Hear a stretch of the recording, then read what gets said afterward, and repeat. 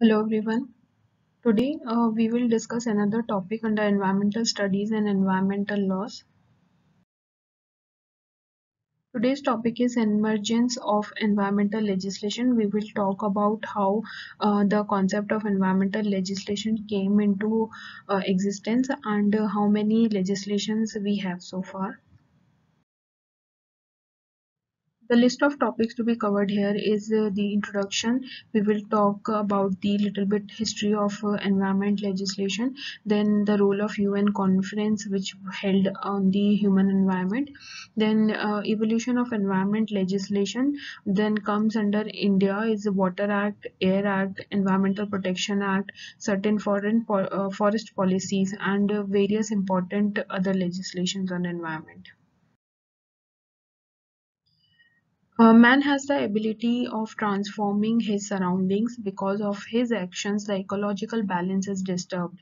The actions of a man caused harm to the physical, social, and mental health of his fellow human beings. Natural resources are drained. Ozone layer is depleted. So we can see that because of the ability of the man and the actions of the man, the environment or the surroundings around us have been suffering from past so many years. In the developed countries, environmental problems are more due to the establishment of industries and the changed lifestyle of the people.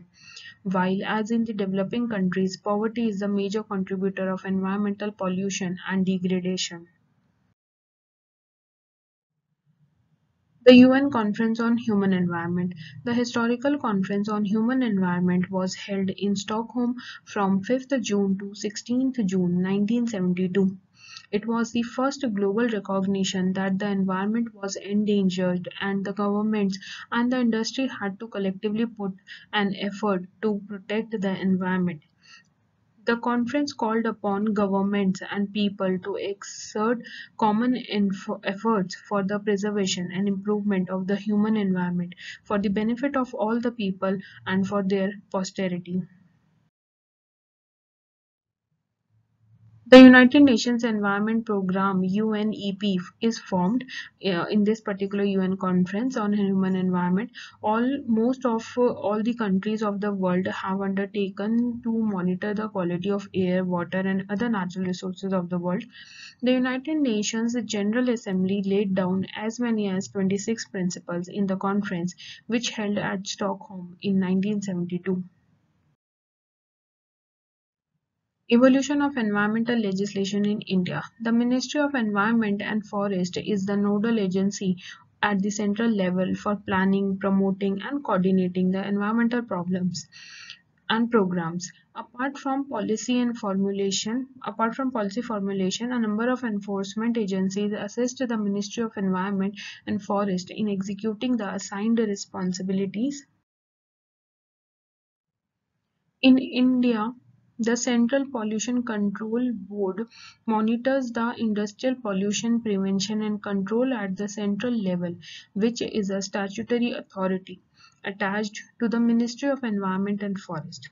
At the state level, the state departments of environment and the state pollution control boards are the designated agencies to perform these particular functions, which are performed by the Central Pollution Control Board and the Ministry of Environment for at the central level. One of the first legislations after the UN Conference on Human Environment that came into existence was Water Prevention and Control of Pollution Act 1974. This was the first legislation in India after the existence of the particular conference. This Water Act was enacted by Indian government. The objective of this act was to provide for the prevention and control of water pollution and the maintaining or restoring of wholesomeness of water and establishing boards for the prevention and control of water pollution. For carrying out these purposes and conferring on and assigning to such boards powers, functions relating thereto and for matters connected therewith.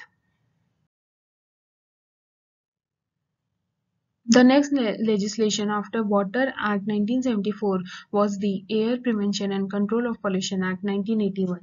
This Air Prevention and Control of Pollution Act 1981 was made applicable to whole of India, whereas the Water Act was applicable in only few states of the country. The main objective of the Air Act was to provide prevention, control, and abatement of air pollution. For functions carrying out this uh, for carrying out this function, the Act provided the establishment of boards and conferred powers related to the objectives of the Act. This Act basically aimed at the industrial pollution and automobile pollution. This particular Act and all the authorities established under this Act focuses on the prevention and control of the air pollution in the whole of the country.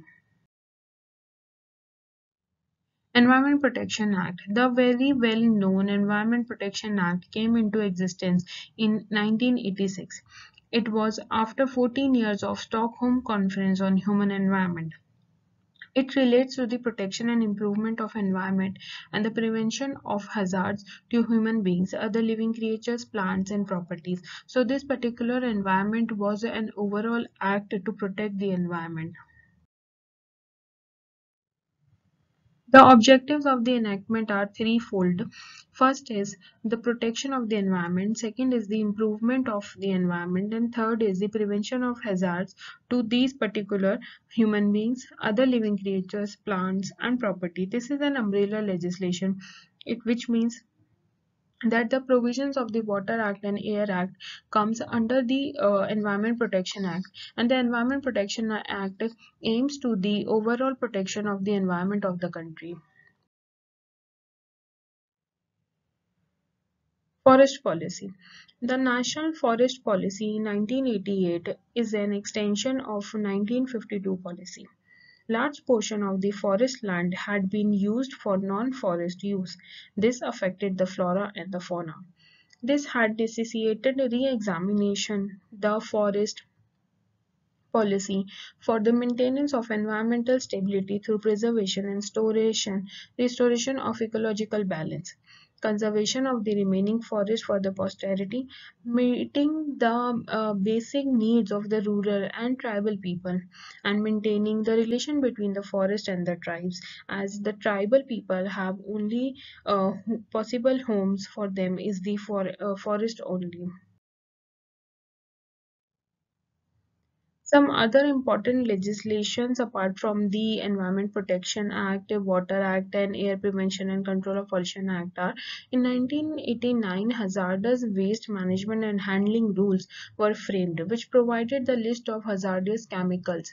These chemicals could be produced in the factories or industries which are established by the companies and businesses in India.